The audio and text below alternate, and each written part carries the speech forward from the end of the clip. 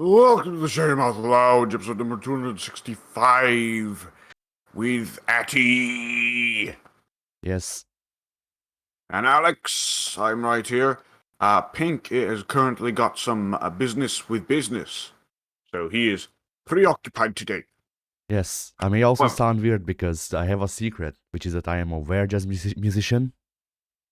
It is a full moon, which is why I sound like I'm constantly in need of scatting. You just got done smoking. Yeah. If I sound weird, it's because my sleep schedule has, for the last couple days, been horribly inconsistent. Well, probably about 4 days now.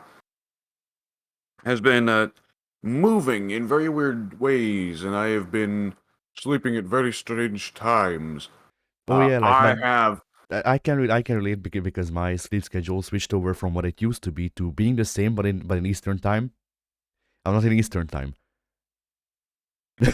So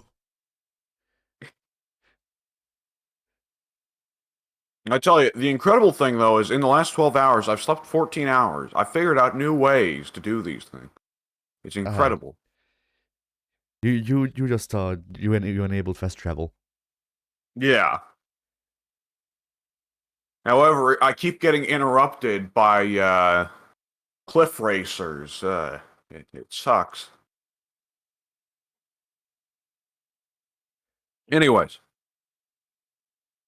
Uh, Yeah. Despite the underwhelming start to this podcast, I feel like we're coming up on a new golden age of stuff for this channel. Can't explain why. Anyways. Addy, what you got going on your channel? Coming out on your channel. There we go. Nothing much Enunciate. just yet. I did finish half of the script that I am working on. I have one video that's needing to be edited, and then I also have. Well, I also want to start working on the Kingdom Hearts summary video where I just basically make one review for the entire series, which will probably be an hour long, and yeah. But the problem with that is that I need footage of the entire series. So I thought of forcing myself to start streaming by streaming Kingdom Hearts this week. But depending on whether or not the fucking jazz musician thing goes away, that might not be feasible. But no, actually, the real problem isn't even that I sound like this. The real problem is that I don't want my voice to give out from scatting too much, and that's a bigger ask.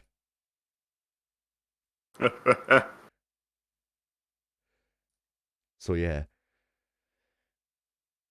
That's it for my channel. Maybe I'll do a stream if time allows. And well, not even time. I'll do a stream if my voice allows. but other than that,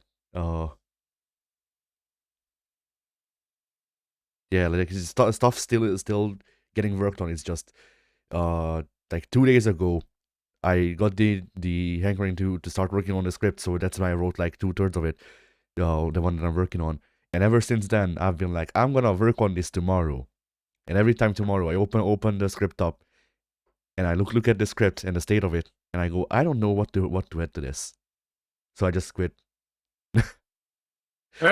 like it's very decisively not finished. I just don't know which direction to go in. You know? Yeah. But yeah, that's it for my channels. For my channels, I got some video. I got an idea for video, but with this inconsistent sleep schedule, I'm getting very tired most of the time that I am awake and sleeping for long stints when I'm asleep. So I've got very little work done. I'm actually very tired right now. My brain is very sleepy. Even though I have done very little besides sleep for the last 24 hours. So, Yeah, that's happened to me like 2 days ago as well. Like I think no, that was yesterday. Yesterday I was fucking. I was pretty much falling asleep while sitting, and then we had a recording scheduled that you canceled because of your sleep schedule, and I went, all right, then I can sleep, and then I didn't until Yeah. 9 a.m. because who needs sleep truly? Uh, the week. But yeah, as for the group channel, we have Persona. I think yes, we have Persona for now. I think it stops this week. Then we have Finishes, or you're just like going F fuck it, we're done. oh no, for now. It's done for now. Like, I was in like, Oh, it's just we ran you've out just of the run out of backlog. recordings. Yeah, we ran out of the backlog. Okay. Yeah, like All Persona is right. Persona is a series where like once every year we come back, do a couple of sessions, and then that's it. Because Persona is a long game, and this seems like a logical way to handle it. As in, like, not try to just brute force our way through the entire game. Just come back to it every once in a while, and then just do some progress. Yeah. We are up to Madarame, though, so That is. Hang on. Isn't Madarame the artist? yeah, That is not a terrific amount of progress. it's not. But when you consider that, that the last time before this recording session, like, I'm pretty sure that the first video that we released last year of coming back to Persona, I'm pretty sure that released on the 1 year anniversary of the last video that we released of Persona. So there was I some can't time. believe we're gonna have that series for 10 years. Yeah. Now imagine if it was Royale. Oh. I don't even remember if it's Royal or Royale. The fucking the extended version, but still, regardless, like, I thought about buying Royale 2 or Royal, or I don't know which one, uh, just to have more content, and then I went, it's Persona 5. We don't need more content. Yeah. Like, allegedly, it improves the game a lot, and good for Royale. But also, this series will take us years, so hey, like, that's like basically how we have agreed to handle Persona with Pink is just okay. So the Persona playthrough is going on forever. Like, the Persona playthrough will end when it will end, but we'll just treat it like it's a series that will never end. For now, we'll do other shorter series next to it, and we'll finish those and act like those are in the main series slots. And then whenever we run out of stuff, or whenever we just don't feel like doing either of the stuff, the series that we're doing right now, we'll do Persona.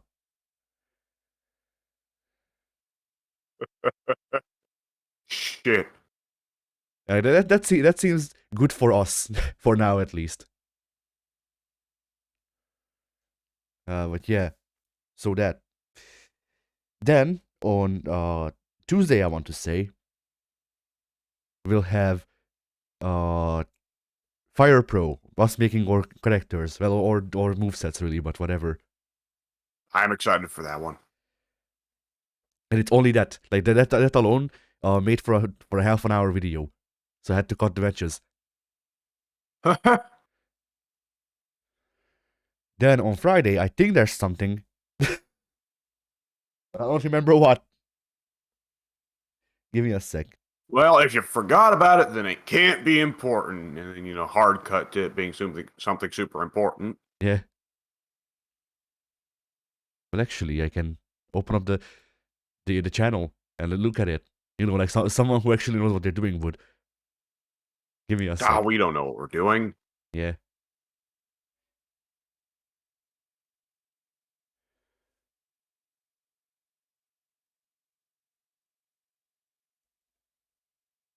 But yeah, like, sometimes, we do the one-offs, and they're one-offs, and sometimes we do the one-offs and they turn into series, like, it's like short series of. I cut out all of the dead air and stuff like that from this session, and it's still like 8 videos. Yeah. And that's pretty much what happened with Fire Pro. Uh, I mean, it's Fire Pro is one of those games with a hypothetically infinite amount of content. You know? yeah.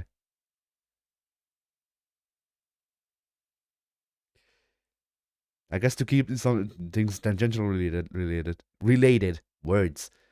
But yeah, I also remade my CAW in 2K22, which I've also deleted for now because I needed space. But yeah, I remade my CAW to have parts of the Fire Pro moveset. Well, the parts that I could replicate in 2K22, you know. Well, what do you mean? You didn't add the Raging Demon? Sadly, no, I couldn't mod the Raging Demon into 2K22. You mean your character doesn't do a teleporting flying chop to just a random opponent somewhere in the ring? No, I got that one, but it only works on the ref. Yeah.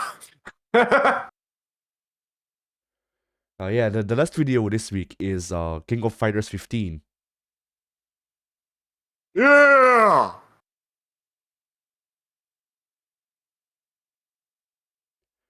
So yeah,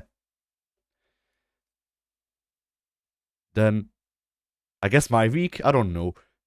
Do you want to go ahead with your week? Well, I'd say we just keep with the usual patterns. What'd you do with your week? Well, uh, as I said, I remade my CAW. I remade the outfit as well. Made two versions of it. I could upload it if you want, but eh. I don't know what you said you'd get out of it.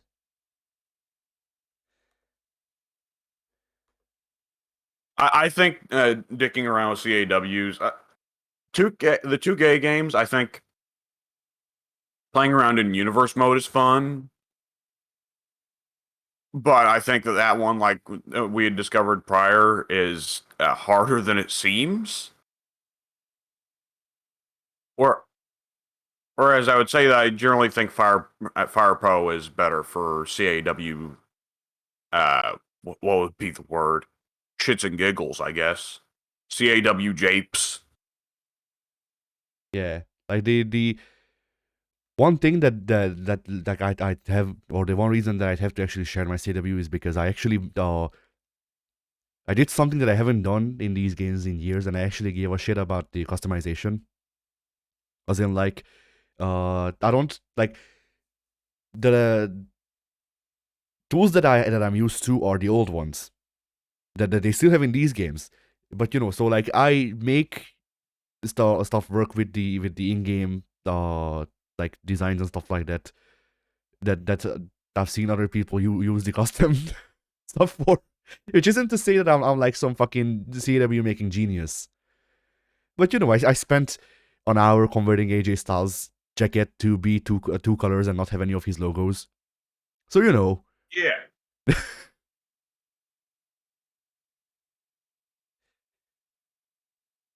like I can give a shit, and it actually looks all right. Yeah.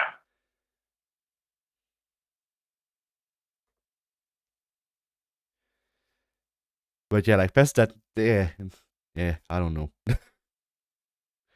So Eh. yeah, I played a year of Universe mode as a season mode because uh well, as I later found out, you have to opt people into going after the belts, and that's fucking dumb. But okay. Otherwise, you're just beating people up as a hobby. Yeah, but like it was genuine. Like that I spent a while going like, okay, so why is the title picture just Roman Reigns and Brock Lesnar? And turns out Yeah. only Roman Reigns and Brock Lesnar are going after the main belt of SmackDown. Why? Also, why can the wrestlers not go after multiple titles now? They used to be able to. That's a good question. That was a change somewhere around the time of 2K19, I want to say. Like it's like I know, like I get the mechanical thing of, oh well, this person is a mid carder, so you know they should stay to the mid card, go after the mid card title. But what if I want someone to be just do whatever the fuck? Pretty much. Like, what if I don't want to hardlock someone into being in a mid card, but I want them to have a chance to be a mid carder or to be a main eventer?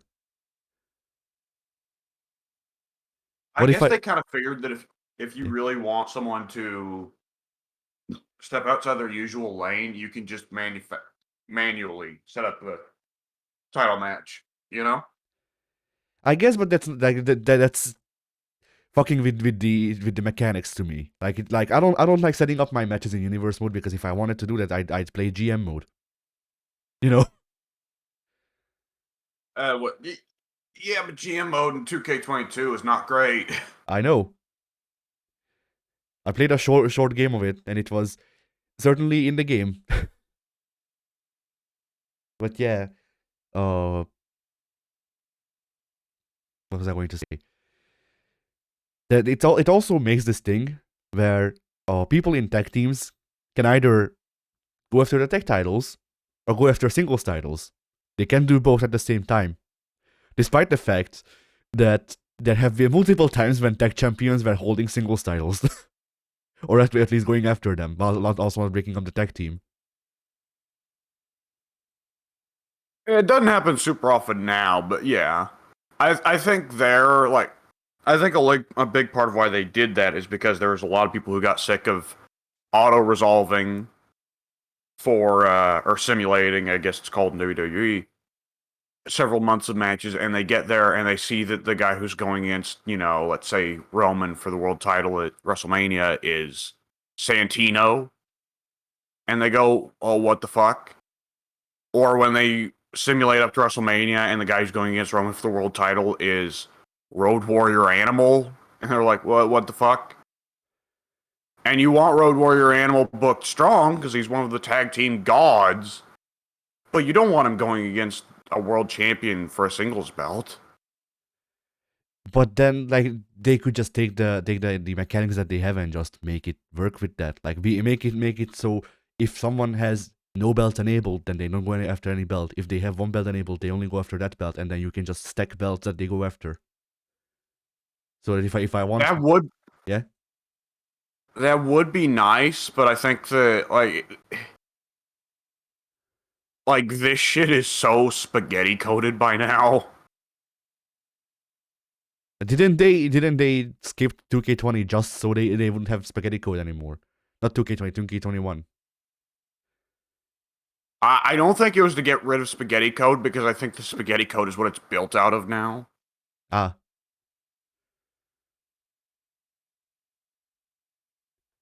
but yeah, that. And then the season mode stuff that they have implemented is so fucking lazy. Like, it's just alright. Have dark matches for a month, or however long you have it set to ask you what you want. But yeah, the default is a month or like 4 weeks, I think. Yeah, 4 weeks. So after 4 weeks, the Triple H just walks up to you and goes, "All right, what do you want?" And you can go, "I want a title match," or I want to break a tag team," or "I want to be in a rivalry," and that and you have to specify who you want to have a rivalry with, but not who you want a title match with. Which is how one of my mid card guys that I want to keep mid card got the WWE Championship in my first universe that I deleted. Yeah. But That yeah, was one of those things that you could absolutely tell that it was just to be there to be a concession. yeah, and so I played through a year of that, and it was just the most slapdash whatever the fuck. Like the only reason that I enjoyed it a bit more than default universe mode is because it would skip all of the matches and run the character that you chose. So that was nice. Like that was a quality of life improvement that I needed because I generally only play like I don't know 5 people in universe mode, and then the rest of the people are just there for window dressing and stories. Like I don't give a fuck who wins in this fucking year-long feud of Roman Reigns and John Cena. Like no matter which one of them wins, I lose. I don't care. I did enjoy the gimmick of Brock Lesnar, well known fucking workhorse, feuding with Yeah. cruiserweights and losing. He spent the year doing that. Like first he fought Mysterio. He was the WWE champion. He fought Mysterio. Mysterio beat him for the championship. Then he fought with Tajiri. Tajiri also beat him. Nice. And then I don't remember who else, but he like that for whatever reason. Brock would only enter rivalries with cruiserweights and lose. So That was very nice of him. yeah, putting over young talent like Rey Mysterio Jr. and Tajiri. Yeah. And then Rey Mysterio's reign of terror began. He spent 2 years being champion. No matter who the game threw against him, he would refuse to drop the belt. Nice. So eventually, well, what happened is I ran a storyline of the guy that I chose to do the season mode with, getting all of the belts and then leaving and vacating the titles because I didn't like any of the Nice. champions.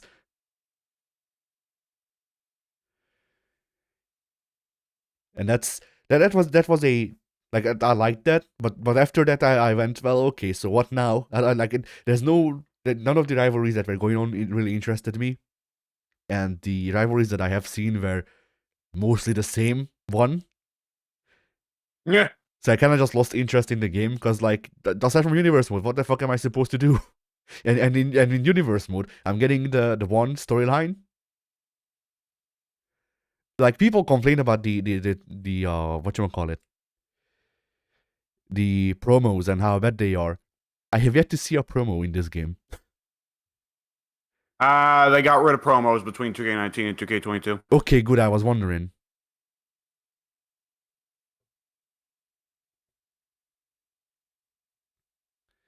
Because I remember getting them in 2K19 when that was on a free weekend, I think. Yeah. But yeah, like the storylines in this game that I've been getting, well, the one storyline in this game that I've been getting is guy runs in on champion at entrance, beats him up. All right, 2 weeks later, uh, champion is booked to fight against guy. It's not actually guy; it's the person they're in a rivalry with. They fight each other, no contest. Then actual match at pay-per-view. One of them loses. The other one is angry. They walk out. End rivalry. There you go. And then the thing is, like what I explained was a short rivalry. When it was a long rivalry, it was this but for 3 months. They repeated this 3 times. And then that was the rivalry. So, cool. Nice game.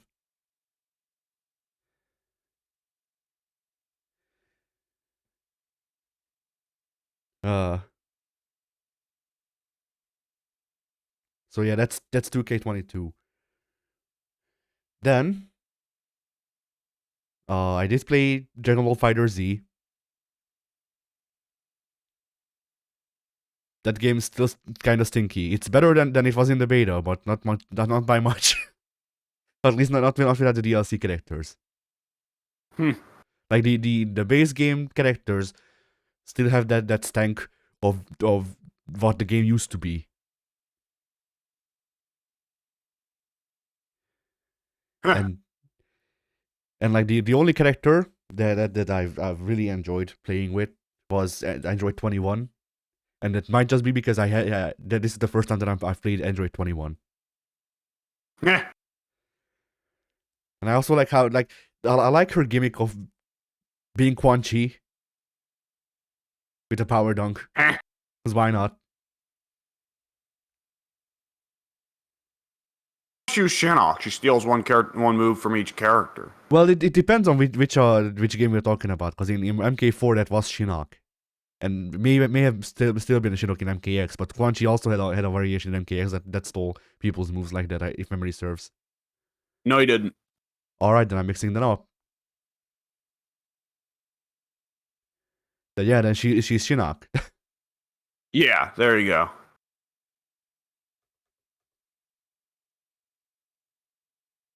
But yeah. what can I really say about it? The story mode is a fucking pain in the ass. Like, imagine if an arcade mode had, well, the amount of fights you do depends on two things: the map and your movement. Because you can tell the game where to go, but sometimes the only route is one straight line. And so when it's one straight line, well, actually it's one squiggly line usually, but when it's one line, then the game decides how many fights you have.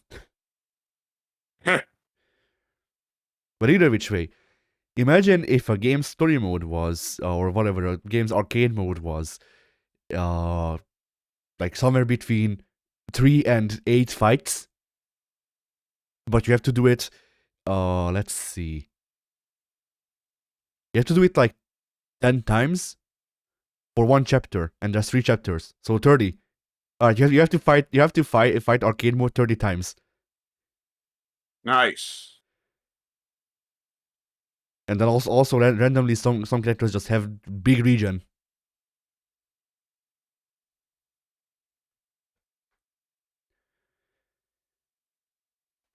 So yeah, like and like some of the things that they decided to do with it was also made it worse. Cause like in the first chapter, the first 10 times that you had to go through arcade mode, you're playing as Goku and whoever else. You're getting the Z Warriors and Boo, and that's pretty much it. The Z Warriors and Boo, and Yeah. those are your cast. You can fight with them, whatever. They don't really like anyone aside from Gotenks in the Z Warriors, but that's kind of the whole game. It's just I don't like how any of these characters play. Yeah. Then once you're done with the first 10, playing through arcade mode, then you get to the second batch of playing through arcade mode 10 times, where for most of it, like, well, not most of it, half of it or so, you're locked to being Frieza and Cell. And then eventually you unlock the Z Warriors, who you have to unlock again, by the way. Yes. And then once you're done with that, the last 10, for 7 of the fights, you're locked to Android 18 and Android 16. So God help you if you don't like either of them. You will learn the dunk and you will like it. Yeah. I mean, with Android 16, I was fine because I played Android 16 in the beta. Like my team in the beta was Beerus, Majin Buu, and Android 16. So I was fine with Android 16. It's 18 that I had a problem with because 18 is the dumbest puppet character that I've played. She just calls in 17 as an assist, and most of his assists are kind of stinky. And then, aside from calling in 17, her moves are one throw that doesn't combo, her super, and her normals. So, you know. Yeah.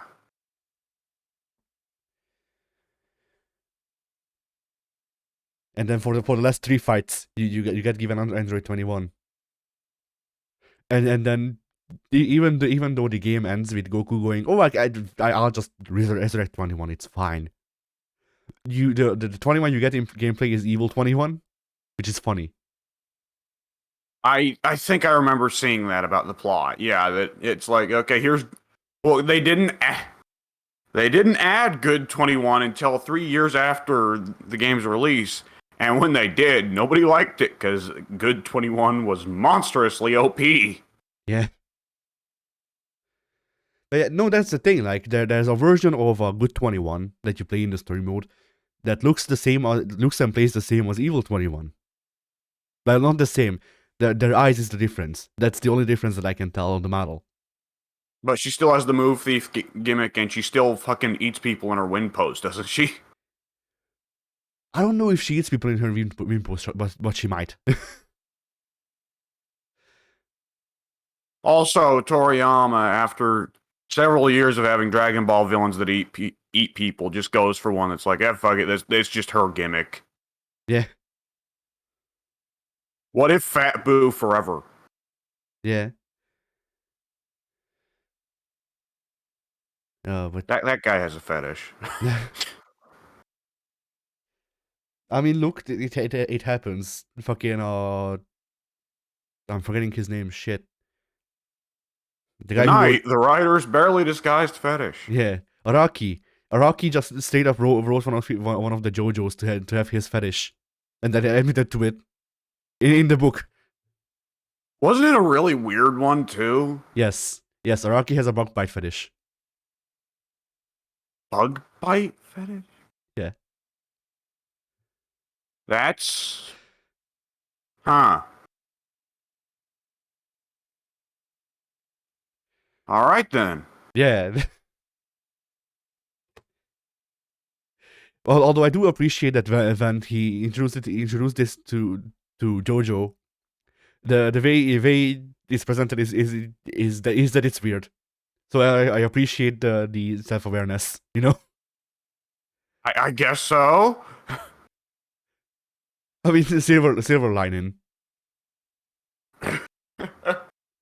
Oh. Yeah. Nothing. All right.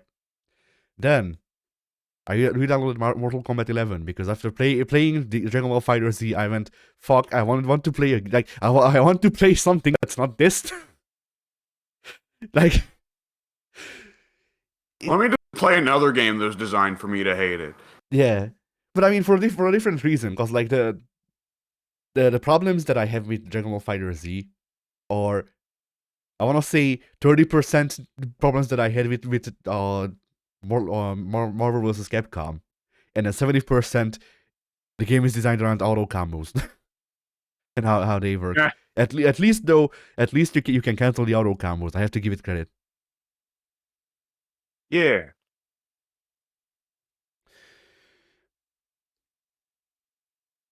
And then MK11 is it is like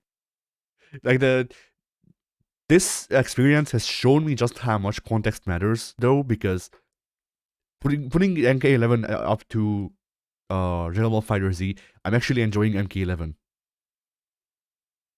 Yeah. Cause fuck, I can actually do moves, and it's not just constantly pressure from either side.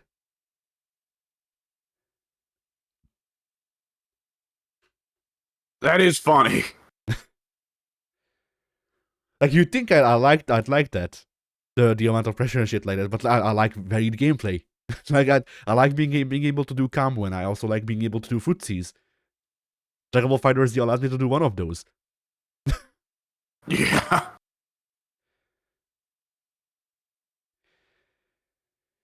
And then with MK11, I've played a couple of characters. None of them really caught me, so I'm kind of just stuck playing Kano because I know how to play Kano. I could play Baraka, but I don't like Baraka's moveset. I don't like anyone's moveset. That's the big problem. But yeah, Baraka's a weirdo in Mortal Kombat 11 a little bit. yeah, and like I gave him most of his classic moves back because that's what I'm used to him doing. And even still, Yeah. even still, it's like, well, okay, so I have Chop Chop, and I have the lunge, and I have whatchamacallit, like I have my classic moves, but it feels like I'm not actually playing the game because I'm only really utilizing the classic moves. Like really, the problem that I'm having with playing Baraka in MK11 is I'm playing Mortal Kombat 2 Baraka in Mortal Kombat 11 against Mortal Kombat 11 Yes. Johnny Cage.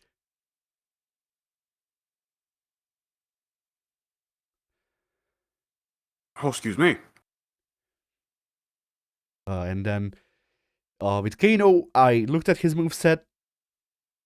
Like for most of these characters, if I can somehow make them work like they did in the older games, then I will, just because that's what I prefer. Like unless they have some tool that really catches my eye, I will probably go with the classic versions of their moveset that or at least as close as I can emulate it. With Yeah. Kano, I looked at his moveset. I looked at his variations, and I went, you know what? Fuck it, Iron Tiger. I gave him the thing that sucks people in, and I gave And him just folks. and I gave him the wrestling moves. That, if memory serves, Kano's command grabs are pretty fucking strong. Yes. And the thing I is, remember my gimmick. yeah, I remember when I had played Kano in Mortal Kombat 11, I did, for whatever reason, decided really just to focus on his smelliest moves. like, What's the one where he throws poison off his knee or something like that? oh yeah, yeah, There's he like empties a bottle of poison. Yeah, and there's like Kano had like some move variants that were like, oh, do big command grabs, suck the opponent in, have combos that end in command grabs, and all of those were really good. He had the Molotov toss, which was pretty good, but then he had a couple that were like, throw poison into the air and then light a match or something, throw poison off your knee, and they sucked. But I liked the way they looked, and I liked the way they fit for his character, so I just went with those. Ah, I mean, like, I want if they bring Kano back for the next game and they want to make him or they want to give him wrestling moves again, I just want them to actually commit and just make him Clark still with the Kano ball. I want Kano doing Yeah, rolling that cradles. they clearly can't decide whether or not they want Kano to be a command grab character. Yeah.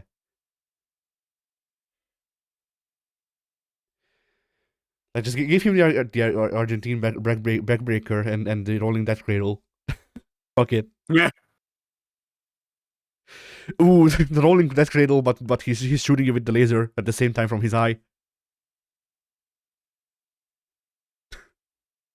But yeah. So yeah, I've been playing around with him. The suck people into the command grab is harder than it looks because it doesn't stun people. Unlike Tiger, it doesn't stun people. Well, it can stun people if you burn meter, but then it also puts them out of command grab range. Yeah. So yeah, that's been an issue, but oh well. I've tried that Cabal. I gave him his old moveset from Mortal Kombat 3, and it doesn't work like Mortal Kombat 3. I don't like Cabal. Well, the issue with Cabal trying to do Mortal Kombat 3 Cabal is that Mortal Kombat 3 Cabal doesn't actually use the majority of his cool moves. He just uses Air Fireball. But yeah, Cabal uses Air Fireball and grab. Like Cabal uses Air Fireball, the running move, and grab for the most part. Yep. And they made it so you can only have like Air Fireball or the grab because they knew. They knew, yeah. Not to mention that Air Fireball is stinky in this game. Like it's not good. Uh, Hello. Air Fireball had to be stinky in every game Cabal was featured in after Mortal Kombat 3 because Air Fireball Cabal was a goddamn nightmare. Yeah. Like, holy Jesus.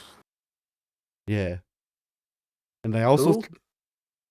a Mortal Kombat guy. Ah, Pink here, what the fuck? Yeah, Pink is here. yeah. Why did you lie to us and say that you wouldn't be here? Well, there was there was a chance that I wouldn't be here, but I'm here now. Why you lie? It was a necessary evil. It would I hate be you. so my return would be that much more dramatic. You make a good point, but I'll still never forgive you. But yeah, like I tried out some of the other characters, by which I mean Scorpion. Scorpion is fun in Mortal Kombat 11. He is one of the characters that I think of that's like, ooh, I want to go back to Mortal Kombat 11 just for Scorpion, just because the shit he gets out of the sword stance and that's sword. Yeah, go ahead. The sword stance shit and the jumping sword overhead shit that he can put in his customizable moves, like, ooh. Yeah, the sword stance stuff is the exact thing that I don't like about him. Like, I don't know why, Oh, but the moves that he gets out of sword stance just are all just stinky to me. Like, they don't seem all that useful. it's the mix-ups.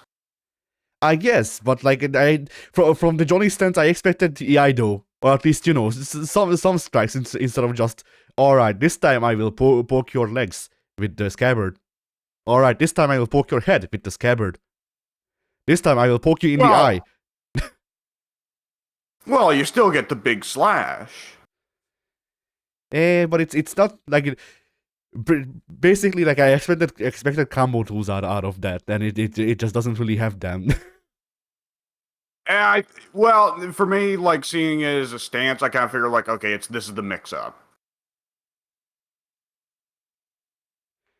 Yeah, usually if someone strikes that stance, I expect combo tools or something, on top of the mix-ups. Oh no, I see that stance and I think, oh, Samurai Showdown. I don't think anyone in Samurai Showdown has that stance. No, I don't Yoshi. mean like literally Samurai Showdown. But also, Not the franchise. but also, I'm wrong. I think Yoshitora. like two dudes making that same pose for about half a minute, while what's the stringed instrument that always plays in Samurai Showdowns in movies? The shamisen, I think. Like it just like the shamisen playing just starts out very slow and just gets more and more nuts, and then one of the guys pull. Oh, they both pull at the same time. One guy wins, the other loses. Yeah, but does Scorpion even have a move like that? I think he has an overhead. He has strike, at least but one big slash out of that does a lot of damage. I remember that. he has an overhead that looks stinky. That's what I remember. Like that's the only slash in the moveset, the one overhead slash that looks stinky. Like, it doesn't even look. I remember. Yeah. I remember him having 3 moves out of it. I remember him having the little poke where he just pulls out the hilt and bumps you in the dick with it. I remember him having a big overhead with it, and I remember him having a big straight slash that was almost like Mistfinder-esque. I don't remember him having a Mistfinder-esque move. I remember him. Well, obviously he didn't have the range because Mistfinder wouldn't fit in Mortal Kombat 11. But yeah, he's also using a fucking ninja toe, which by the way they don't exist. But I mean, he also just straight up has a normal on back mid that is like a big crazy sword combo that one of the hits is overhead, isn't it? I don't know.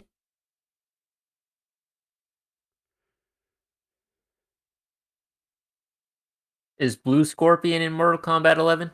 Yes. Yes, he is. That's cool. He gets X's. It gives him strength. That's cool. I don't remember anything about Sub-Zero in 11 because I just bounced straight off him.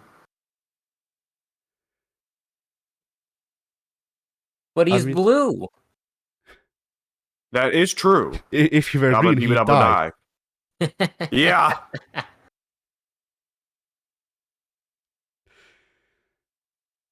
Which is why Reptile is not in the game. He was green and he did die. Yeah. The prophecy came true. Did you also try endlessly high tier Sandman? Oh no. I tried From him. ECW? Yes. With the canes and all that. His fatality is the White Russian leg sweep. They didn't change anything, he just looks stinky. And that's it. The whole time during a match, it's just playing the Inner Sandman while Paul Heyman gets chased around in the background by Metallica. not even all of Enter Sandman. It's just the in-show plucks. On loop. As you do a fatality in the foreground, Lars Ulrich does a fatality to Paul Heyman in the background. Yeah.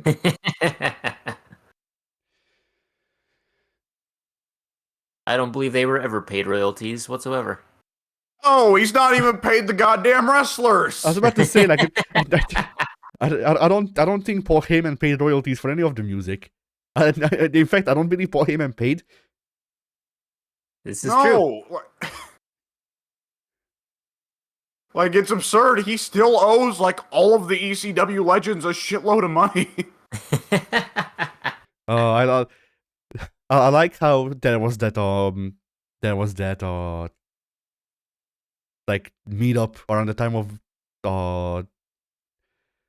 One Night Stand when WWE resurrected One Night Stand that one time in 2005. There was another event like the Friday before it that they made because of One Night Stand, where all the people who weren't invited to One Night Stand by WWE went to that instead. And it was in the other arena that ECW used to be held in. And Terry Funk also went to that event because he was invited by WWE, but he wanted to go to the one with Hart.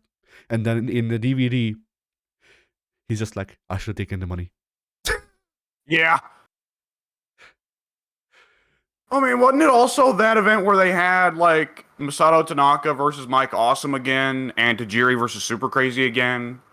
And those are like the only two good matches ECW had to begin with. Yeah. Yeah, I think so. Whoops. Jerry have still been main roster by that point, or was that like them bringing him back for just a show? I'm pretty sure that was them bringing him back for just a single show, because I feel like 2005 or 6, one of those one night stands, Tajiri would have been out of the company at that point already. And Mike Awesome would have died like just a few years later, wouldn't he? Yep. Yeah. Jesus. And if memory serves, Raven was at the other event because and listen to this, because he was working at TNA at the time. He asked TNA if he could go to WWE's event. They said yes. And then like a week before the event, they said actually no. So he had to go to the other one. Yep. Actually, we were just fucking with you. Yeah. I know Spike Dudley was definitely invited to one of the one night stand events, but he turned it down. What a fool. Yeah. Oh, by the way, I saw a picture of Terry Funk that was made like this week, if memory serves. This week as opposed to 69 BC. Yeah. Like I think Foley visited him recently, so it's and anywhere in the past month really that the picture was taken. And boy, Funk looks bad. Now that's impressive. I mean, considering he's got to be in his 80s by now, he doesn't look bad for a guy in his fucking 80s. A guy in his 80s who had also been wrestling his entire life. Yeah, be looking pretty good, all things considered. Terry Funk doesn't look bad for Terry Funk in his 80s. That's really the thing that we need to say, because like most wrestlers don't even fucking do dumbass Japanese death matches like he did. Right. Most wrestlers don't live into their 80s. That's true. Right.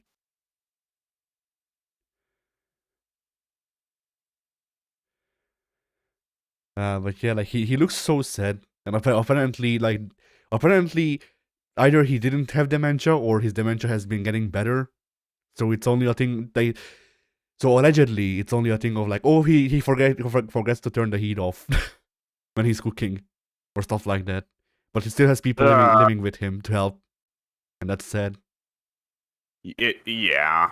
But I mean, he had to know what he was doing when he was doing it, you know? Yeah. That was the decision he made.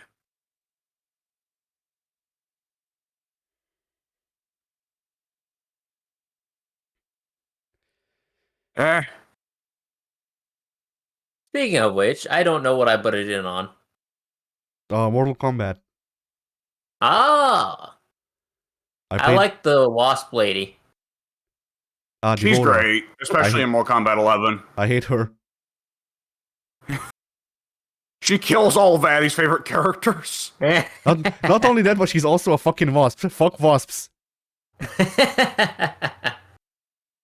Addy, you know that character. You know there is someone that is like, oh yeah, I'll fuck wasps. It's him to fuck wasps. The aggressive bees. Yeah. I had to explain to my mom that no, wasps aren't just boy bees.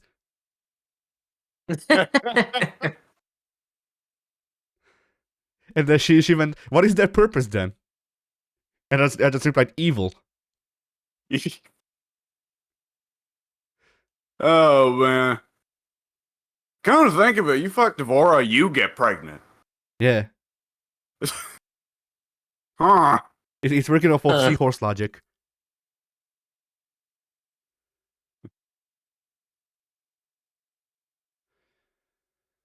Hmm. It probably ain't a happy one either. I Yeah. doubt it. Not the way some wasps work. Well, you know what? Actually, I was about to say, well, you've seen the fatality. I remember, no, I screwed it up in that video. You didn't get to see the fatality. Well, I guess I can assume what the fatality would be in that case. Yeah.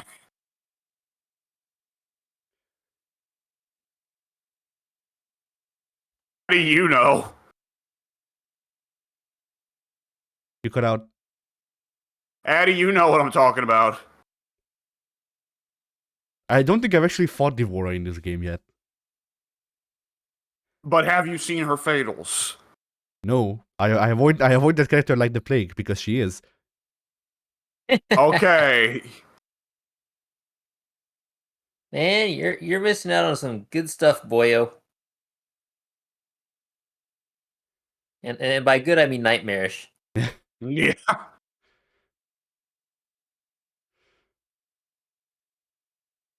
Oh boy.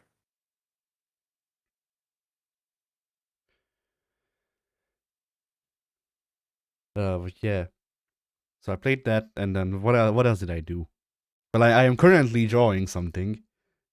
I can send y'all What? the yeah. Started working on this yesterday, and then now I got around to actually trying to finish it. I can send y'all the work in progress if you want. What is it a work in progress of? I just started doodling and made this robot guy. Ah. Cause like I can't really start working on our logos and stuff like that because we don't have a name yet. True. Yeah.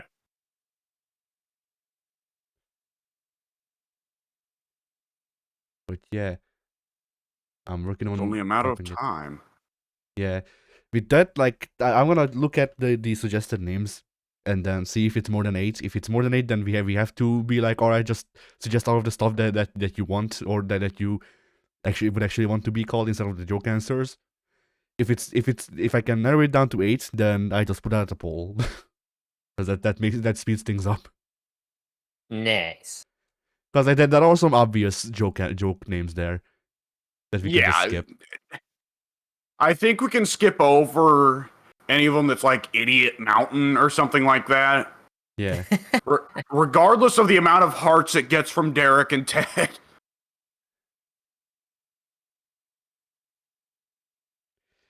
Yeah, and then also the joke stuff that even we put in like I put Jax Chilan. Yeah. Because it would be funny, but no one would get the reference. The next time I play a game where you can make a custom country, I'm making Yakshalan. That might be the next. I don't know. I think there's something there for next time we like do Minecraft or Terraria. I don't know. Yeah.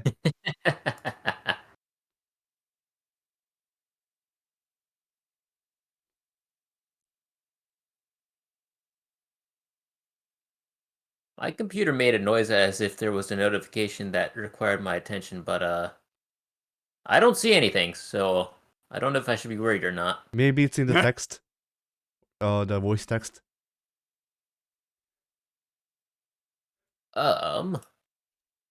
Which is where I'm putting the robot, so I can tell you that it's not. Oh, yeah. maybe that was it. Yeah. Oh, shit! Let me go see that. I'm editing movesets for a certain CAW who will be a surprise in Fire Pro. Ah, Ooh. it's Peter. Ah, I see the emergency induction port. Yeah. I figured that's a speaker. That's a tough thing with robots. in theory, the little circular speaker hole seems like a good idea. Anytime you draw it out, you always get that voice in the back of your head that says, "This is probably a bad idea." Fuck it, suck robot. That one's real bad about it. I'm not gonna lie. It's perfectly shaped for it. You've done this to yourself, Eddie.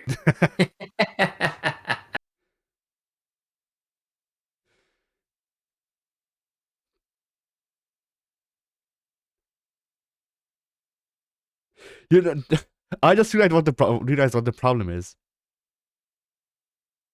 I forgot to leave the space for the light that's bouncing off of the middle part of the speaker.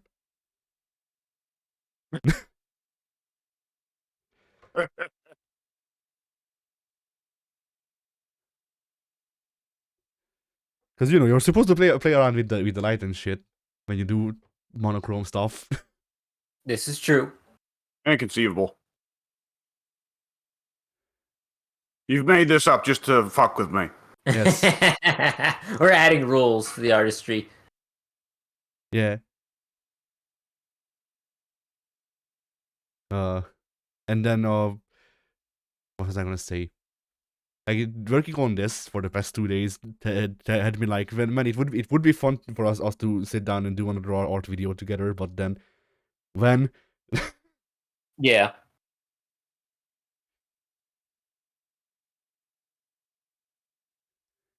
I feel like it's been so long away from me that I've forgotten the even mild progress I made. you'd get it back. Like sometimes it's good to let it ferment sometimes because you need it. Things need to internalize. Like before this, I haven't actually drawn character art for, I want to say, like 4 months. Like I tried, but it just wouldn't work.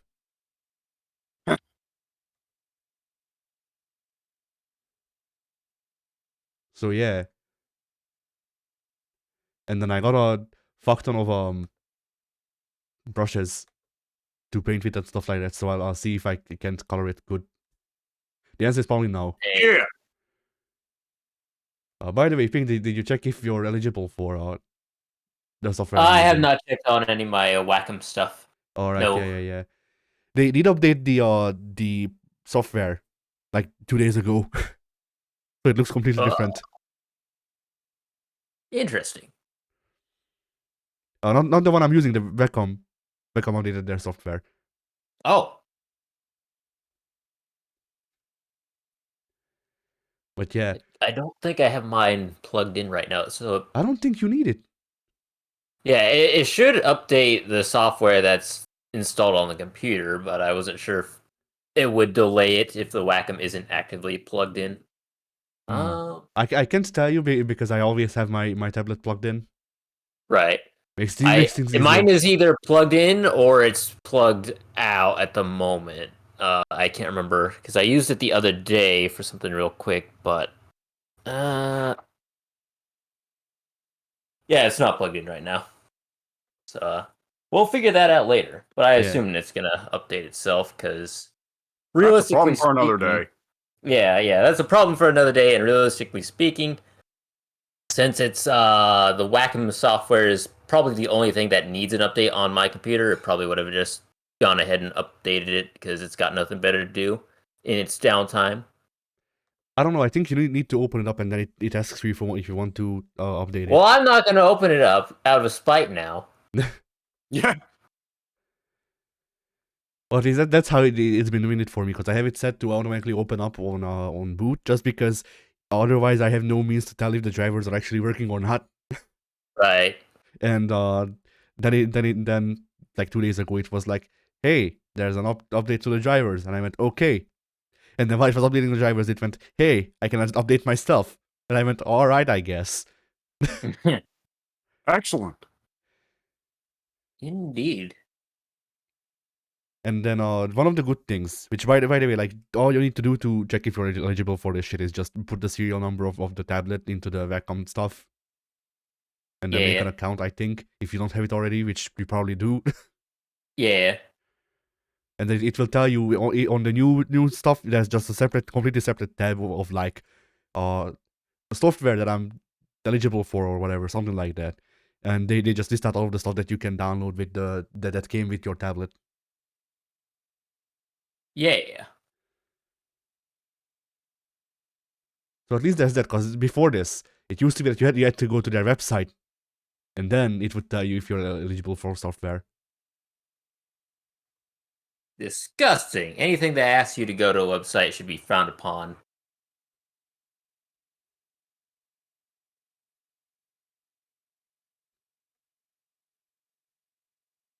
But yeah.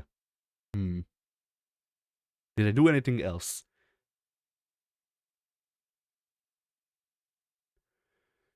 I don't think so.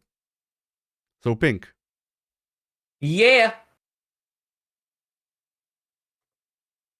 What's coming out on your channel this week, actually? What is coming out of my channel? There's gonna be Ultimate Alliance coming out on the channel.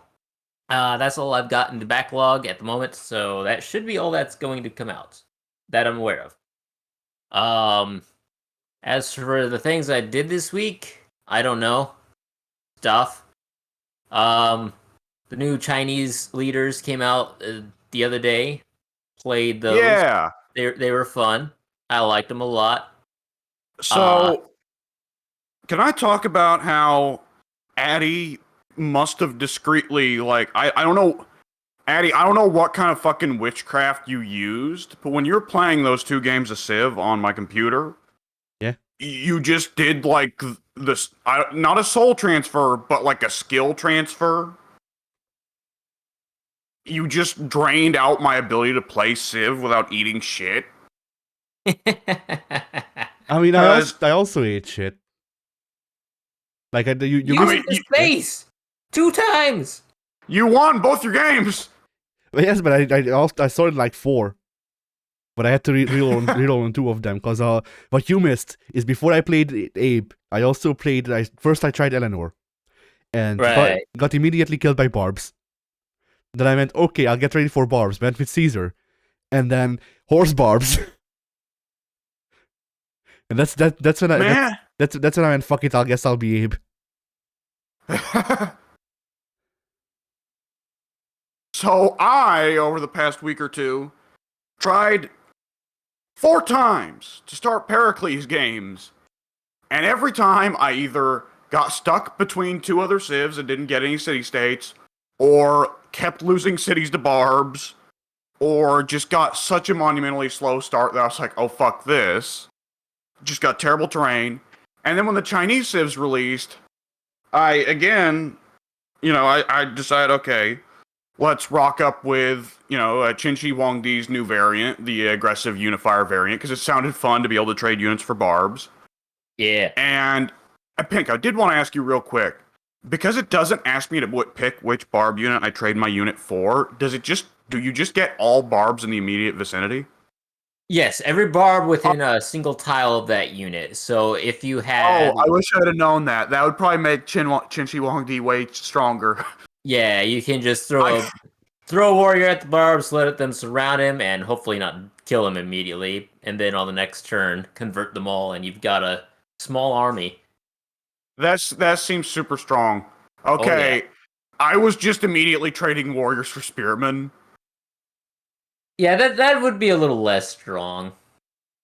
Okay, but either which way, I was having some early Barb problems, but I was able to deal with them largely just through, I'll swap a warrior for your spearman. Good trade. But I ran into the problem again of, oh no, god damn it, I am stuck right between Moctezuma and Harold Bluetooth. Oh, very fun name. And Harold Bluetooth denounced me on turn 15, which was like, oh, so we're doing this today, huh? Uh-huh. And trouble is, before I had met Harold Bluetooth, I had settled a city right next to him, apparently. The game did not tell me there would be loyalty penalties. Nonetheless, Harold Bluetooth has denounced me. Oh, the city of Chiang is going to swap in 7 turns. Fuck me. So, to be fair, some of these are just acts of God. Some of them are my mistake, undeniably. Some of these are just acts of God. True. Like getting stuck between starting a game as Pericles and getting no city states and being landlocked between two other civs. That's just God. God stepped in and said, "No, you don't get to play Pericles today." Similarly, getting stuck between two civs and happening to run into Herald Bluetooth that is running loyalty pressure stuff. Also an act of God. Right. Like, that's what it is. Addy, you suck the luck out of my games.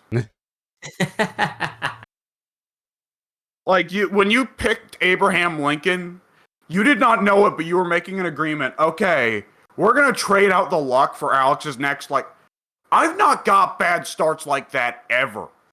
I don't know what happened. Like, I used to, like, see people complain about getting bad start positions and getting screwed in Civ, and go, "Oh, what are you bitching about? I don't have that problem." Now I do. Well, Addy, what did you do? What did you do? I brought freedom to Australia and Egypt. Well, I guess neither Pericles nor Qin Shi Huangdi were particularly big believers in freedom, so maybe that is it. Either which way. So yeah, looking at those dudes, Qin Shi Huangdi's Unifier variant seems fun, but perhaps a bit of a gimmick that suffers into the late game unless you can find that Arctic barbarian camp. Yep. Wu Zetian just seemed like early game, early to later early game. If that makes sense. And then he really just stops becoming or getting used out of his barb swapping abilities until the late game when you've got the terrorists spawning every other turn. He honestly seems like okay, early mid game Qin Shi Huangdi seems like he deliberately wants to leave spaces on the map in Fog of War. Right. And in the late game, he is the only guy who wants to build neighborhoods. Yeah, go ahead. Make those, what are they called? Please, dissidents, anytime now. Yeah. Give me all the rebels. Fund my army. Wu Zetian seemed like she's just, what's the French chick? Catherine. Wu Zetian just seems like Chinese Catherine. Yeah, that was my impression as well. It's basically the same leader ability. She just gets it at a different civic rather than a different tech. Yeah. So more culture focus, which makes sense. Yep. Even though France is supposed to be the stronger culture civ, but whatever. Right. And who was it was Yongla was the last one, right? Yes, Youngla was the last one, and he's been the real highlight of this pack for me. Remind me, what's he do? What do? So he's got two unique abilities that you really want to focus on. The first one is that he's got the unique projects that he can run, which converts there are three projects to choose from. The first two are a food project and a faith project, and that will convert 50%. Wait. Go ahead. A food project? Yes. So just artificially make cities grow that shouldn't be able to grow. Yes, precisely. 50% of your total production will be converted into food if you're running the food project, or faith if you're running the faith project. So even cities that don't have holy cities can start pumping into faith. Yes, they don't need any districts to run these projects. And the third one was 100% production into gold, right? Yes. Which, okay, so this is a guy, that food one is just good for any victory type. Uh-huh. But, and right, his other ability is he gets the Pingala ability just naturally in any city over 10 pops. Uh-huh. So Yongla is a legitimately, okay, this guy's just strong for every victory type kind of situation, isn't he? Okay. Yes. He's super good, because once you hit that 10 population, everybody's providing the science and culture, plus the 2 gold on top of that. So you're getting ludicrous amounts of science and gold and culture in the super early game if you're planning correctly, making sure you got enough housing, maybe tearing everything out and just putting farms down, running the food projects. And yeah, he can just totally steamroll through the science and culture trees. It's ridiculous. And Excellent. yeah, it's been a lot of fun.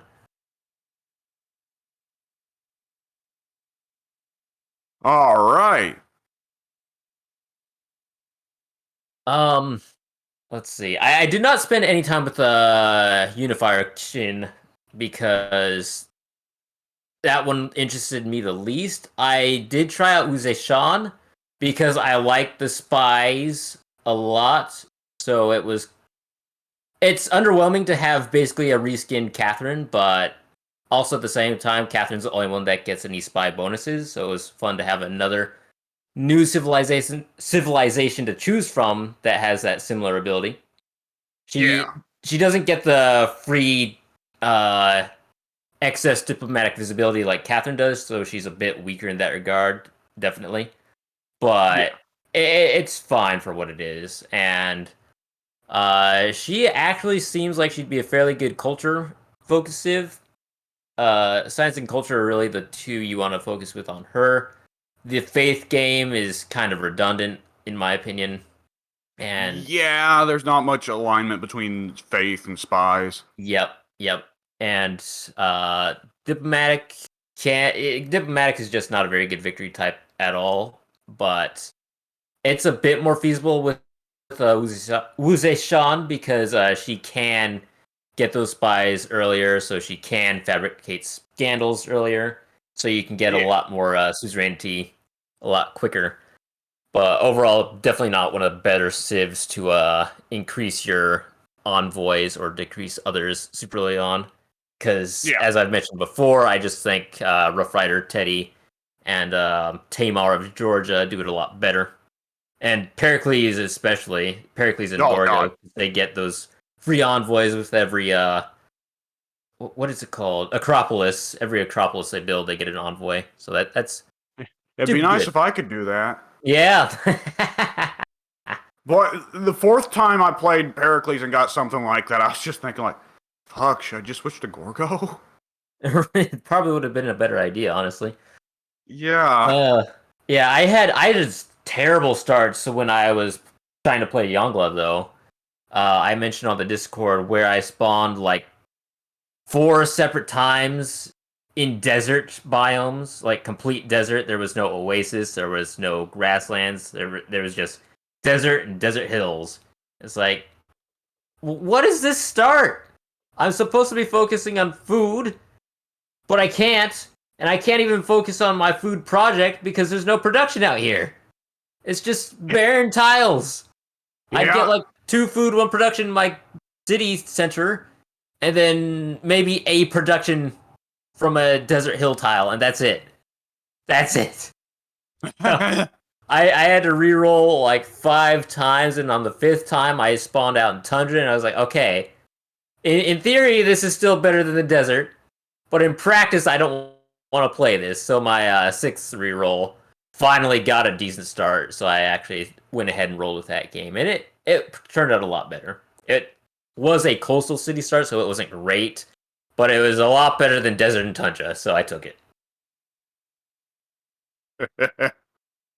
Um, that should sum up everything on my end, though. The new Fire Emblem released yesterday. I've not gotten time to play that.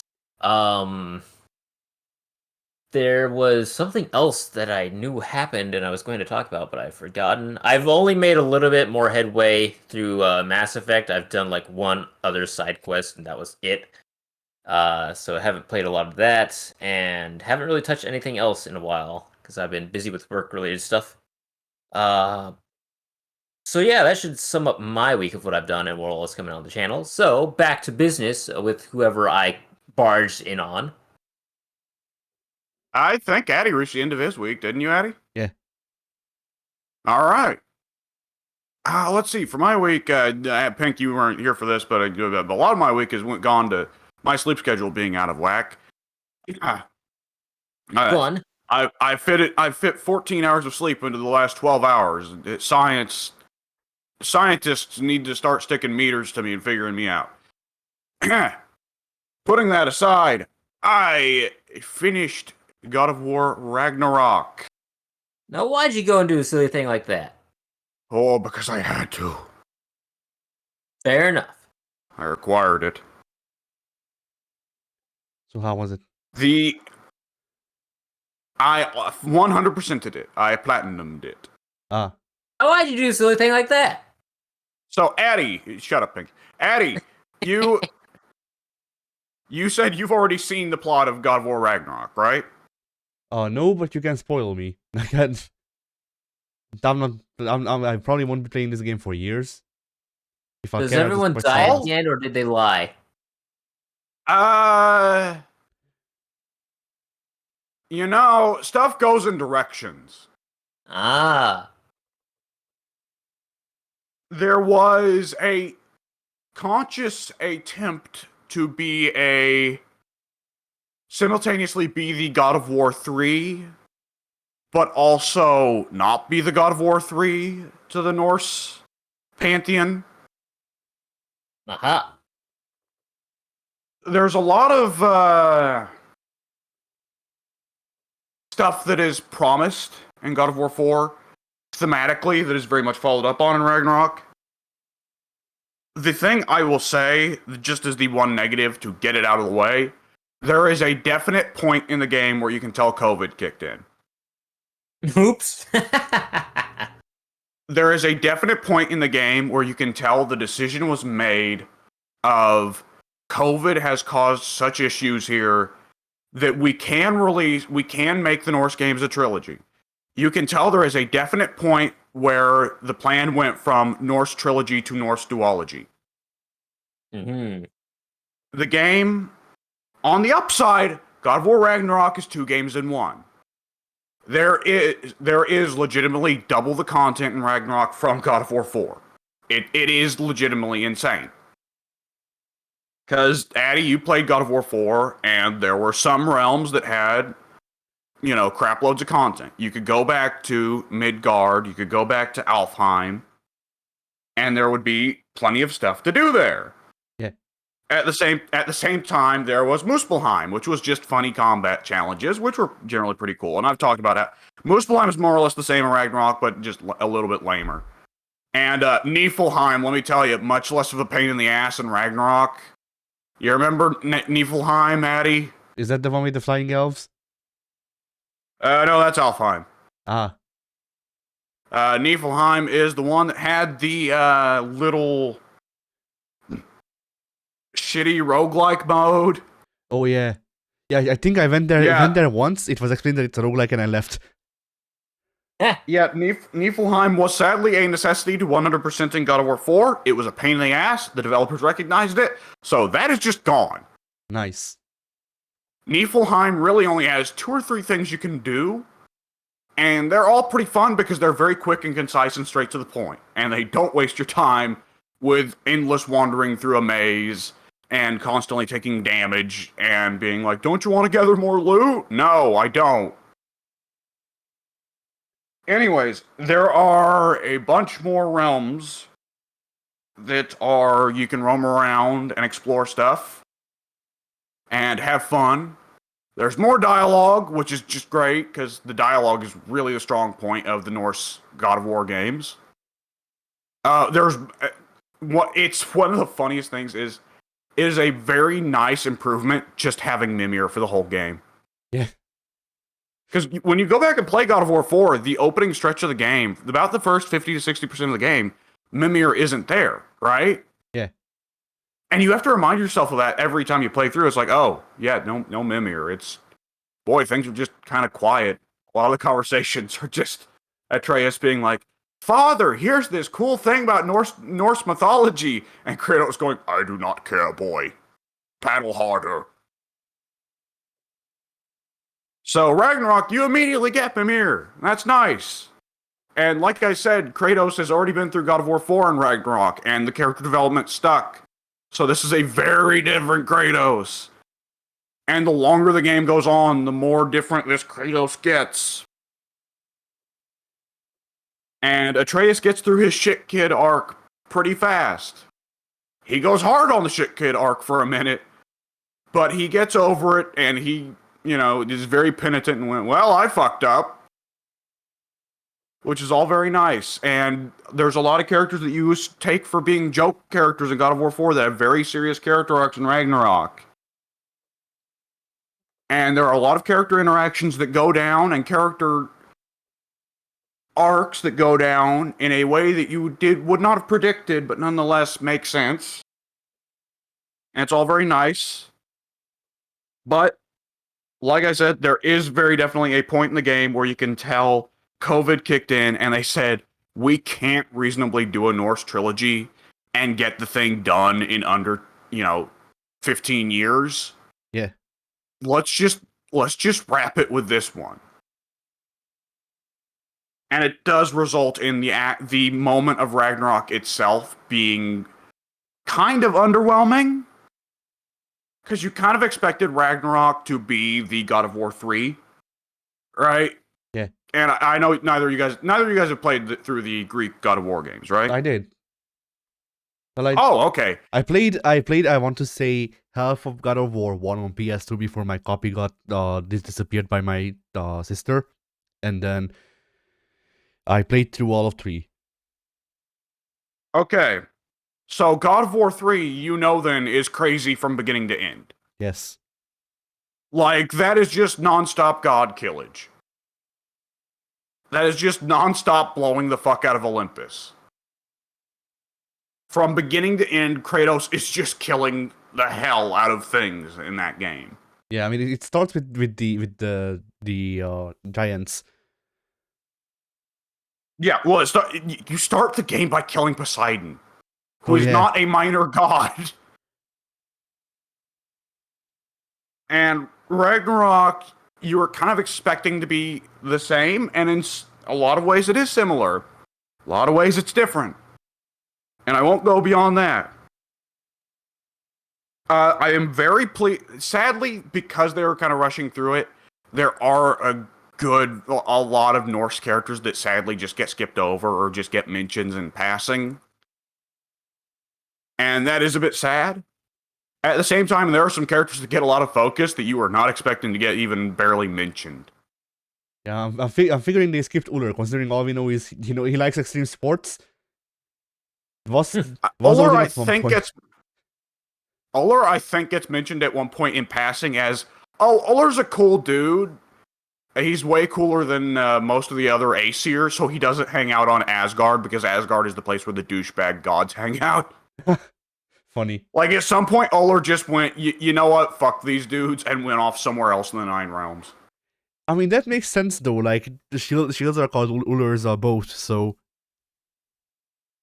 if he has a whole boat dedicated to him, it will make sense for him to use it. Like, that's a funny thing is, I don't remember there really being any gods in the Greek trilogy that were like, you know what, Zeus is an asshole, I'm out of here. But there are several gods that are either major characters or minor characters that just get mentioned in the Norse duology. They're just like, you know what, I don't fucking like Odin, and they just leave. Yeah. I mean, I figured, I think I said this in the build-up to Ragnarok. Like, I figured either they wouldn't really use Uller, or he's gonna be like a fake-out boss where you thought you killed Odin, but it was Uller. Because there was that one like month where Uller took over for Odin because he had something to do. I forget. There's... I won't say.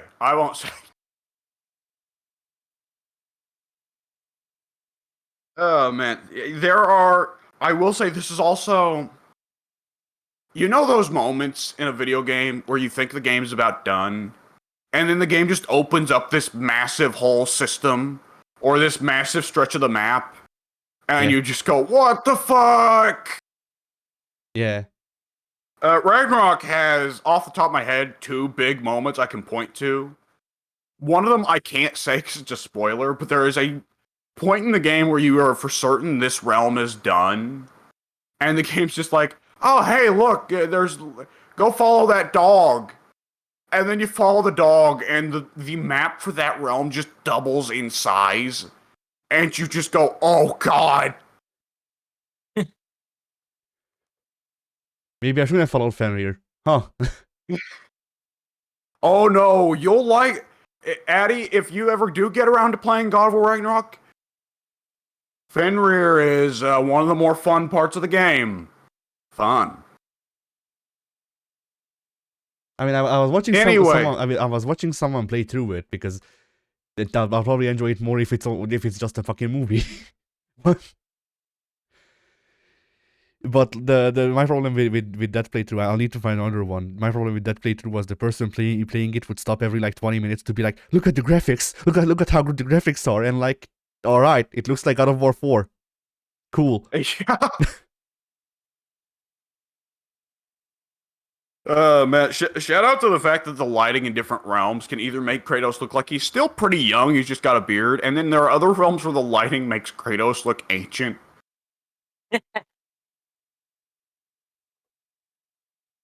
Boy, get me my cane! Like, you know, my problem with the playthrough really was just how much the person playing it was praising the game, while also the game looks exactly the same as God of War 4. I don't doubt that the game is good. Don't get me wrong. I didn't like I liked God of War 4 when I first played through, and I like it less every time I do it since then. But like I enjoy God of War 4. I can say that it's good. But this game looked like a continuation of that, which is what it should be. But you know, it's also not just, it's not stop the video for 10 minutes at a time to talk about how good it is when it looks the same. You know. There are some very visually crazy scenes in Ragnarok, but none of them are in like the opening hours. And this was happening in the opening hours. It was like, you know, the water puzzle where you had to push like a block on a fountain. Like that's the one that's when I quit. Yeah, Svartalfheim. Svartalfheim isn't like super visually crazy. It doesn't look really all that different from what Midgard looked like in 4. Yeah, exactly. Except that it looks stinkier, and I don't mean that in terms of bad, as in like it's designed to look like, oh man, this place must fucking reek. Yeah. That's around the time when I quit that playthrough because, like, you know, once again, I get that the game is good. I don't doubt that. But also, for fuck's sake, do we need 10 minutes at a time to talk about, oh, the particle effects are good? Especially like after Ghost of Tsushima, like I won't be impressed by particle effects unless they have real purpose. Because Ghost of Tsushima used the particle effects very well, but visually even then, like yeah. The particle effects do look quite nice, and they are a lot less visual clutter than there are in a lot of games. That is true. What was that game we were playing the other day that was just insane with the particle effects? Killer Instinct? Yeah, Killer Instinct's particle effects are insane. Yeah, Killer Instinct it feels like the epitome of like early 2010s. Let's put particle effects because we can. Like, people are just exploding into sparks with every hit. Yeah. You know what game's the worst, though, for making it hard to tell what the hell's going on, because there's too many particle effects? What? Avengers. Oh. Yeah. That one's really bad. Either which way. So, yes, I will say the visual effects are very satisfying just for the shield that rewards parrying, just because people explode when I parry them, and that's great. That's great. Just anytime someone tries to throw a punch at you, and you just go, no, you, and they explode. It's great. Anyways, fantastic game. Excellent game. Very happy to have spent time with it. However, I will say, I don't know if it's just that I got better with time, but God of War 4 had one, like, secret, ultra-hard boss to beat in the post-game, right? Sigrun the Valkyrie Queen, right? Yeah. Addy, did you fight Sigrun? I wanted to, and then I fought, and then I went up against the Valkyries, and I was a New Game Plus, and it was my first time fighting the Valkyries, and I went, actually, no. So Sigrun, except for the one Valkyrie that can summon dead dudes, Sigrun has the complete moveset of all the other Valkyries put together, and she uses all of their moves. Oh. Uh-huh. And she's very, very fun. Do you remember that one of the Valkyries had a move where she'd fly straight up in the sky and then do a diving command grab on you and just stomp you in the face? Yeah. The fucking the second boss of Neo. Yes. Uh-huh. So Sigrun does that move a lot, and when she does it, it will kill you if you do not escape from the command grab in under a second. Yes, the second boss of Neo. Like what you're describing is legitimately just the second boss of Neo. Yeah, Sigrun was nuts.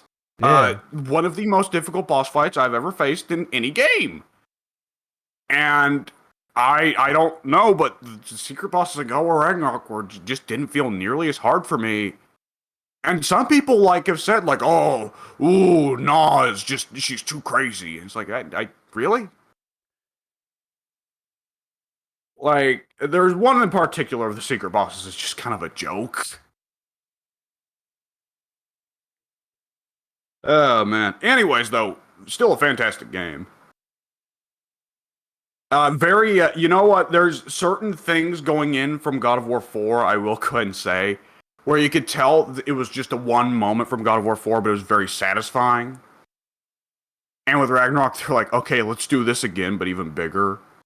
And it's like, yeah, do that. Absolutely do that. Yep, mm-hmm. And there are some slight character things. This is the last thing I'll say, but I wanted to get this in. I saw a clip of God of War 4 the other day, Yeah. and I forgot with Dickhead Kratos in God of War 4. I forgot that. So in God of War 4, he never calls Atreus boy. He refers to him exclusively by name. Occasionally he'll call him son, but that's like when he's really proud of him, right? Yeah. And I forgot that in God of War 4, Kratos never referred to Mimir by name. He was always head. Oh yeah, what does everybody want? Head. God damn it. Just imagine Kratos starting with Odin, fucking shaking in Mimir. So, there is actually, I want to say, a part in Ragnarok where Mimir does get really pissed at Odin. Or he gets pissed at somebody, I want to say. And he tells Kratos, throw me at him, Kratos! Hordes first! And Kratos just goes, no. Kratos And throws himself.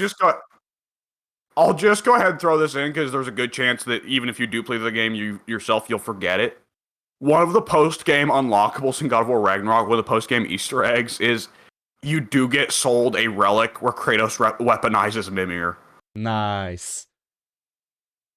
He just holds Mimir out like he used to hold the Medusa heads, or Apollo's head, right? Yeah.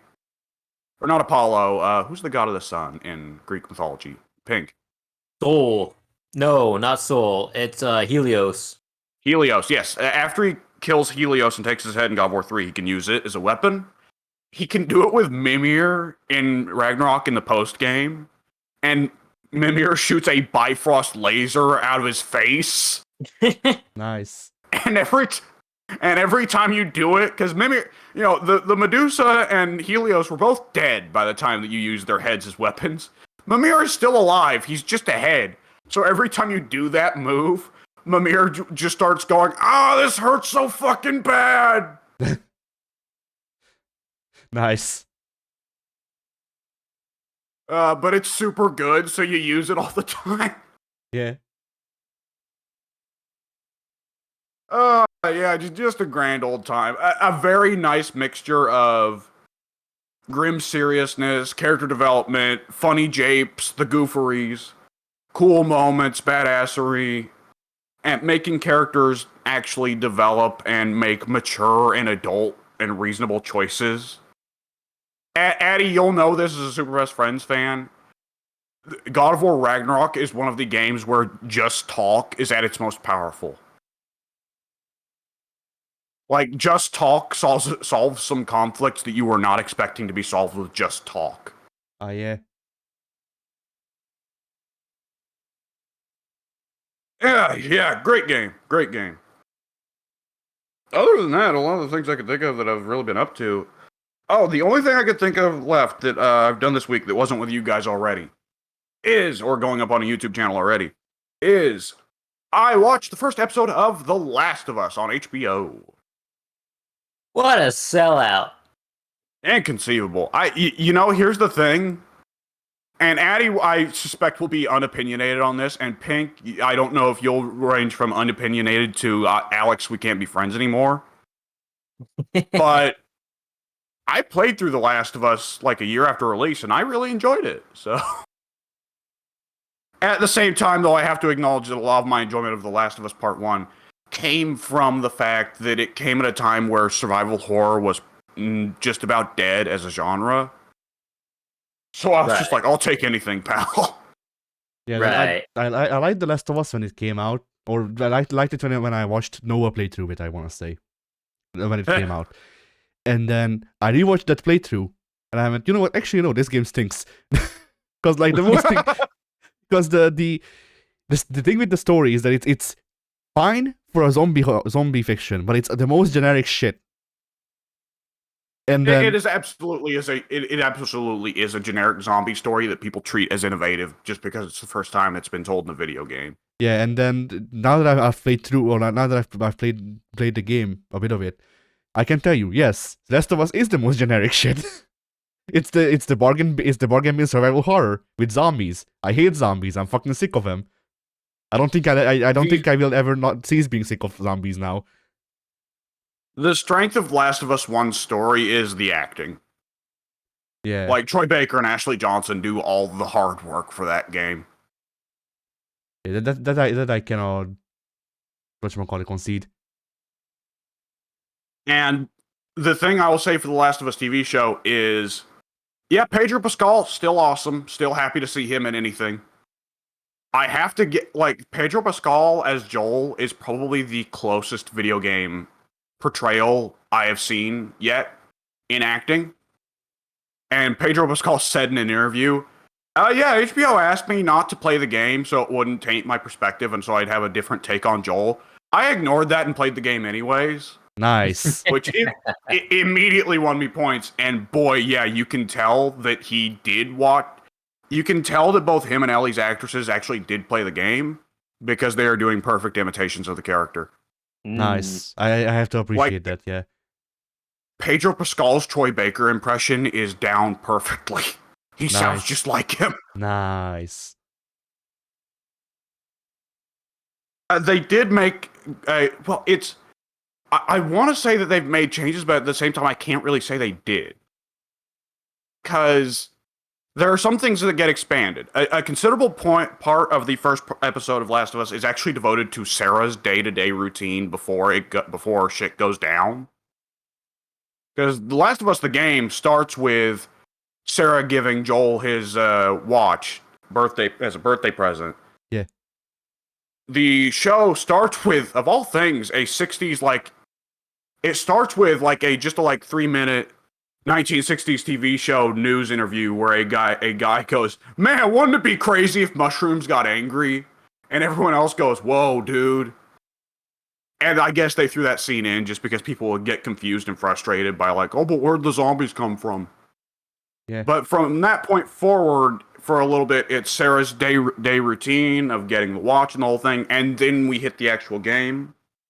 There's very minor changes to the way the story is done to cut down on a lot of the action, because Last of Us is a video game, and there's expected to be action gameplay. And it doesn't take very long in The Last of Us 1 to get to a scene where Joel kills 6 dudes, right? Yeah. And I think they kind of figured making the TV show okay, let's not start off with Joel being Rambo.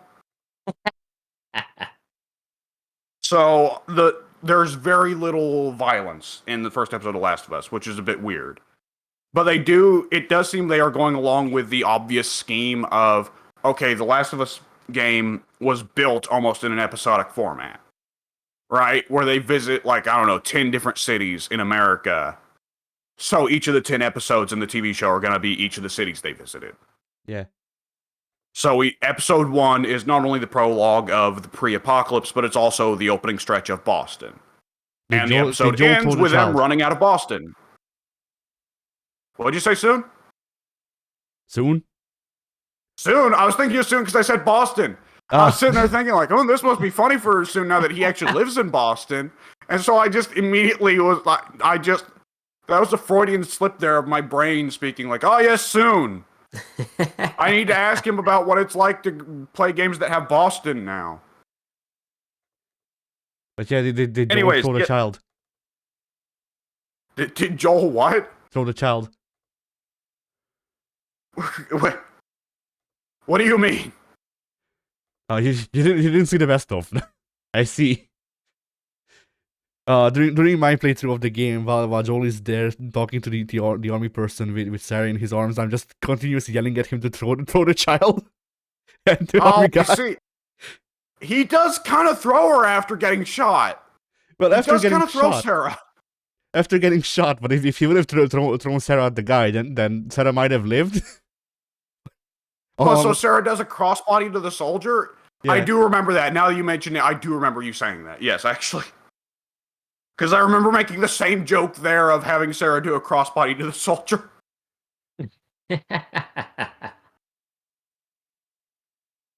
They did actually add a little bit to that scene, though. They actually added the soldier apologizes to Joel before shooting him. Which I thought was a surprising change. Yeah. Because, honestly, I think the soldier shooting Joel is what establishes the entire theme of Last of Us, which is, we suck. Yeah. Like, The Last of Us, like, goes off the zombies matter rail way faster than Walking Dead does, right? Yes. First 2 seasons of Walking Dead, it's like, okay, yeah, zombies suck. Then after that, Walking Dead just entirely loses focus on the zombies, and it's like, we suck. Last of Us, no, it's like, the zombies suck for like a second, but it doesn't take any time at all for it to be like, yeah, we suck. Anyways, yes, it is well done TV show. Look good like game. Look like game. Visual game. Yes. Lighting. Game that was movie makes a good movie, huh? Yes. The ideal hope is that maybe it could convince someone in Hollywood, maybe we should try and be accurate to the thing we're adapting. Yeah. Probably not, though. Because most of these adaptations are just free skins of scripts that were shit canned. Yes, Anyways. Velma. Yep. And I don't want to talk about that TV show because that TV show is rage bait. Yes. We do not run a right-wing YouTube channel about how they're cucking us out of the... I don't know. Yeah, Mike is not here. Mike would get angry about that for like 10 minutes, and then we just all no-sell it and go like, can we talk about something else? Yeah. Oh, man. Anyways, speaking of which, where's the Scooby-Doo characters in Dead by Daylight? That's what I keep asking. Nobody's updated me. I don't like it. Anyways, so, that was the extent of my week that I am aware of. Alright. Then I guess you can call this a podcast. Yeah. Why would we do that?